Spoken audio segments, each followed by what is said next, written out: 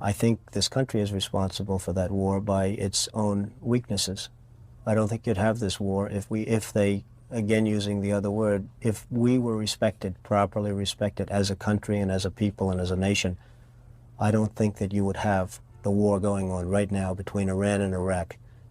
I don't think that Iran would have our hostages for 10 minutes. If they respected this country, I don't believe they would have our hostages for 10 minutes. And I don't think they'd do it with other countries. I honestly don't think they'd do it with other countries. Obviously, you're advocating that we should have gone in there with troops, etc., and brought our boys out. I absolutely feel that, yes. I don't think there's any question, and there's no question in my mind. Over 40 years ago, Donald Trump was asked how he felt about Iran-U.S. foreign policy and military intervention. And this is what he had to say. Just watch.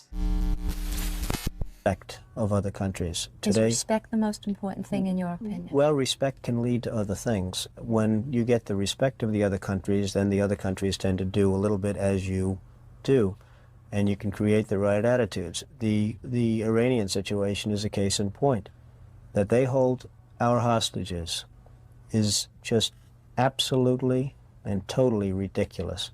That this country sits back and allows a country such as Iran to hold our hostages, to my way of thinking, is a horror. And I don't think they'd do it with other countries. I honestly don't think they'd do it with other countries. Obviously, you're advocating that we should have gone in there with troops, etc., and brought our boys out. I absolutely feel that, yes. I don't think there's any question, and there's no question in my mind. I think right now would be an oil-rich nation, and I believe that we should have done it, and I'm very disappointed that we didn't do it, and I don't think anybody would have held us in abeyance. I don't think anybody would have been angry with us, and we had every right to do it at the time. I think we've lost the opportunity. If the phone rang right now and someone from the Selective Service had said, Donald, we're taking every young man 34 years of age, we're sending him to war, would you go to war? No, I don't see a war. You see, the war this is not a Vietnam situation, fortunately. The war, in fact, with Iraq... There is a war waging there right now. Oh, yes, there is a war, and it's a war where nobody has any tanks, has any guns. It's a war where everyone's standing around. That would have been the easiest victory we would have ever won, in my opinion. When I look at television, I see men being shot up, legs being blown off. You're talking about two non-existent armies. I mean, Iran has an army composed of American equipment without parts and without anything else, and Iraq has a very weak army, and they're just really fighting each other. I mean, it's almost hand-to-hand combat. If you see now, they've run out. It's a sad situation, Rona, but it's a situation which ultimately is going to get much worse. That little sparkle of war, that little sparkle is going to lead, in my opinion, to a much, much greater conflict, and I think that's very unfortunate. And I think a lot of it has to do with this country and the fact that this country is not more involved in terms of setting policy in that area. Do you think perhaps that the oil industry is responsible for this, as the late Shah once implied? Well, I wouldn't want to criticize the oil industry because I wouldn't know enough about it, but I can tell you that I think this country is responsible for that war by its own weaknesses. I don't think you'd have this war if they, again using the other word, if we were respected, properly respected as a country and as a people and as a nation. I don't think that you would have the war going on right now between Iran and Iraq. I don't think that Iran would have our hostages for 10 minutes. If they respected this country, I don't believe they would have our hostages for 10 minutes. It doesn't seem like the president has changed his stance on Iran or his belief that when America commands respect, other countries fall in line. His strategy remains the same. If your adversaries think you're weak, they'll test you. And if they think you're hesitant, they'll go even further. And if they believe there's no consequences at all, then they're going to act accordingly. Now we have to remember, Donald Trump made those statements at 34 years old, decades before running for president. Yet his perspective hasn't changed. Now let's compare that strategy to a completely opposite approach. The United States and Iran are now settling a long-standing Iranian government claim against the United States government. Iran will be returned its own funds, including appropriate interest, but much less than the amount Iran sought. For the United States, this settlement could save us billions of dollars that could have been pursued by Iran, so there was no benefit to the United States in dragging this out. So back in 2013, Obama opened negotiations with Iran. And no, it wasn't just the U.S. The United Kingdom, France, Germany, Russia, China, and all the European Union was on board. They all agreed that easing sanctions on Iran would give them economic leverage. And in January of 2016, the Obama administration transferred $1.7 billion in cash to Iran, claiming that the payment was to settle a pre-1979 revolution deal, when Iran supposedly bought U.S. military equipment that was never delivered. So according to Obama, cash was the only practical solution. Obama left office, he sent $1.7 billion in cash to Iran. The money was delivered in actual cash, stacked on pallets and flown into the country. It happened in January 2016 when Obama authorized the transfer of the money to the nation known for sponsoring terrorism. The funds were allegedly part of a long-standing financial obligation stemming from a pre-1979 agreement.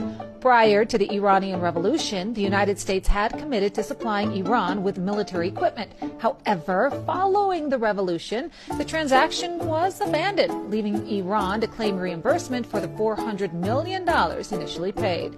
With the accrued interest, this amount spiked to $1.7 billion. The Obama administration decided to resolve the debt.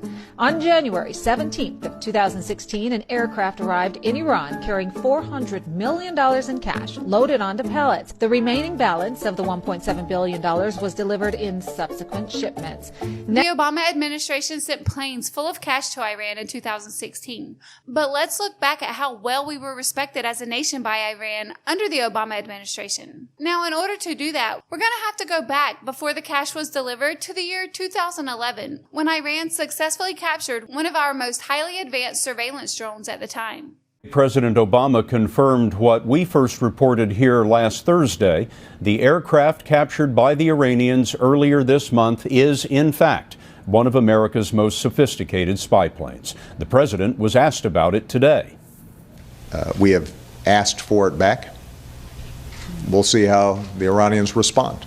In Iran, experts have been poring over the drone. Iranian TV claimed today that they've recovered data from the RQ-170 aircraft, and a top Iranian military official says they can now reproduce it, though U.S. experts doubt that. Obama asked Iran nicely to please give it back, and they flat out refused, declaring the drone property of Iran. They displayed the captured drone on state television, celebrated its capture, and even bragged about how they were going to reverse engineer it and build their own versions. In other words, Iran responded by mocking us, knowing there would be no consequences, while the world sat back and watched. This is exactly the kind of lack of respect Donald Trump was talking about back in the 1980s. But Obama still claims the cash is for the greater good of the Iranian people. It is true that if Iran lives up to its commitments, it will gain access to roughly $56 billion of its own money. But the notion that this will be a game changer, with all this money funneled into Iran's pernicious activities, misses the reality of Iran's current situation. Iran's leaders have raised the expectations of their people that sanctions relief will improve their lives. Even a repressive regime like Iran's cannot completely ignore those expectations. And that's why our best analysts expect the bulk of this revenue to go into spending that improves the economy and benefits the lives of the Iranian people. Now let's move forward to the Biden administration. When Biden entered office, he was ready and willing to re-engage diplomatically with Iran. And in 2023, there was a controversial prisoner swap that resulted in about $6 billion of frozen Iranian oil revenues being released. And again, the Biden administration emphasized that the funds would only be used for humanitarian purposes. You know who paid for the drones that are being used to attack U.S. soldiers? We did. That would be Joe Biden and the Biden administration that has flowed nearly $100 billion to Iran. Stuart, I would start with a very simple proposition. Don't give money to terrorists who want to kill you. This is something the White House does not seem to understand. We're not talking about this because it seems like we're worried at provoking Iran. If we do something, all hell breaks loose, that the war will be expanded. That's why we're not talking about it, right? Look, this president and this administration has approached our enemies from weakness. There is a reason that nobody goes and studies foreign policy at the Neville Chamberlain School of Foreign Affairs. Appeasement doesn't work. And this president, this Democrat Party doesn't understand that. And their approach, what was their approach? Right after Hamas death squads murder 1,400 Israelis, rape women and little girls, decapitate and burn alive infants, what was the Biden administration's response? We're going to send $100 million to Gaza that'll go straight to Hamas. That is insanity. So when you really think about it, the drone incident, the public mockery, the cash transfers, the negotiations, the sanction reliefs, it makes Trump's 1980s comments more relevant than ever. It's clear we weren't respected and we were treated as perceived. So when Donald Trump says things like the Iran nuclear deal that was negotiated under Obama was the worst deal ever, it's hard to disagree. The other thing was Barack Hussein Obama made maybe the worst deal I've ever seen, because he gave all power in the Middle East to Iran. He went the exact opposite way, and I terminated that. If I didn't terminate that deal, they would be sitting with a massive nuclear weapon 3 years ago, which would have been used already on Israel at least, and other countries also. And we wouldn't be talking about it right now. But if I didn't terminate the deal that Obama made, giving them everything, including plane loads of cash. Do you remember the airplane flew over there? It was a Boeing 757. There was two of them, loaded. They took out all the seats. It was loaded with green cash. So much cash that it was in Virginia, Maryland, and Washington, D.C. They got all the cash from all the banks. They put it, and they flew it to Iran. I never knew a president had that power. I'm going to maybe try it sometime if it's okay. I think I'm going to do it. I'll fly it somewhere. Nobody's ever seen anything like it. 2 planes loaded from floor to ceiling, big planes, Boeing 757s, taken over there and given cash. In addition to that, he was giving them billions of dollars. But worse, he was giving them the right to have the path to a nuclear weapon. What Trump is basically saying, aside from how insane it is to ship hundreds of millions of dollars stuffed inside of gutted out Boeing 757s, is that the deal gave Iran a pathway to eventually develop nuclear weapons. And that's why he's criticizing it. His contention was that many of the constraints within the deal were temporary, and that over time, Iran could legally expand enrichment to weapons-grade level, and that the sanctions gave Iran breathing room to invest in its program. And although that time hasn't come, it's still too high of a risk. And that he also doesn't believe that temporarily delaying Iran's nuclear capability is enough, and that there should be permanent restrictions, which is completely understandable. So when I hear Trump express his point 40 years ago, he's making a very valid point.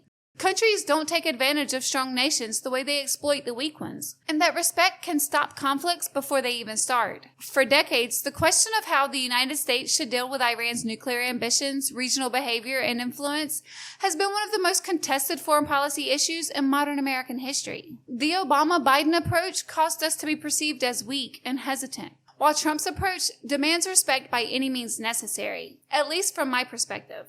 I would love for you to share your thoughts on this in the comments below. And if you enjoyed this video, you know what to do. Thanks for watching, and I'll see you in the next one.